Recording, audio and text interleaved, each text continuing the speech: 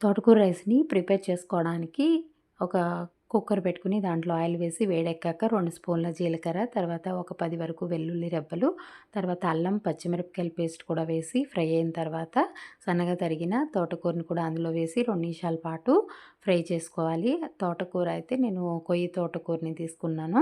మామూలు తోటకూర కన్నా ఇది టేస్టీగా ఉంటుంది కాబట్టి 2 నిమిషాలు పచ్చివాసన పోయే వరకు వేయించాక ముందుగా కడిగి నానబెట్టుకున్న బాస్మతి రైస్‌ని కూడా అందులో వేసి 2 నిమిషాల పాటు వేయించుకోవాలి. తర్వాత బాస్మతి రైస్‌కి కొలత ఏంటంటే ఒక గ్లాస్‌కి గ్లాసుంపావు వాటర్ తీసుకోవాలి. నేను 2 గ్లాసులు తీసుకున్నాను కాబట్టి 2:30 గ్లాసుల వాటర్ తీసుకోవాలి. అదే కాకుండా పైన మనం తోటకూర కూడా ఎక్స్ట్రా వేసుకున్నాం కాబట్టి ఇంకా ఒక పావు గ్లాస్ అయితే ఎక్స్ట్రా తీసుకున్నాను. అంటే 2:35 గ్లాసులు వాటర్ పోసేసి కుక్కర్ మూత పెట్టేసి 3 విజిల్స్ వచ్చాక ఆపేసుకోవాలి. తర్వాత ఈ తోటకూర అనేది మనకి కొంచెం వేడి తత్వం ఉంటుంది కాబట్టి దానికి చలవ చేసే విధంగా ఉండడం కోసం నేనైతే కీరా రైతాని ప్రిపేర్ చేశాననమాట.